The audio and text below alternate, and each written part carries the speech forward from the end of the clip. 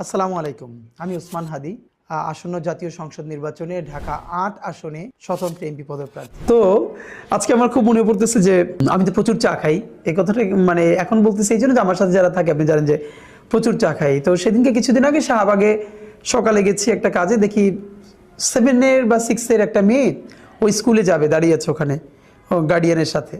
তো মনে হয় সম্ভবত বাস আসতে দেরি করতেছে, স্কুল বাস।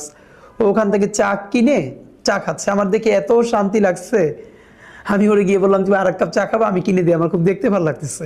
এর কারণ আমি সম্ভবত মানে আমার লাইফের গল্প বললে চা খাওয়ার গল্প না বললে আসলে কমপ্লিট হবে না। আমি যখন 2 বা 3 তে পড়ি তখন আমার মনে আছে আমাদের এলাকায় 2 ধরনের চা মানে বলতো যে সিঙ্গেল চা, ডাবল চা। সিঙ্গেল চা 1 টাকা, মানে হাফ কাপ বা একটু বেশি, আর ডাবল চা 2 টাকা। তো সেই আমলে আমি কাউরি দেখিনি আমার বয়সের যে দোকানে গিয়ে চা খেত।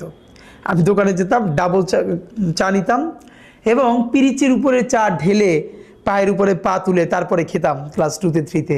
বড়রা আমার দিকে তাকাই দেখতেন, কিন্তু আমার ভীষণ ভালো লাগতো যে আমি দোকানে চা খেতে যাচ্ছি। তো সেই যে চা খাওয়া শুরু, তারপর থেকে তো মানে এখন পর্যন্ত চায়ের উপরে আছি।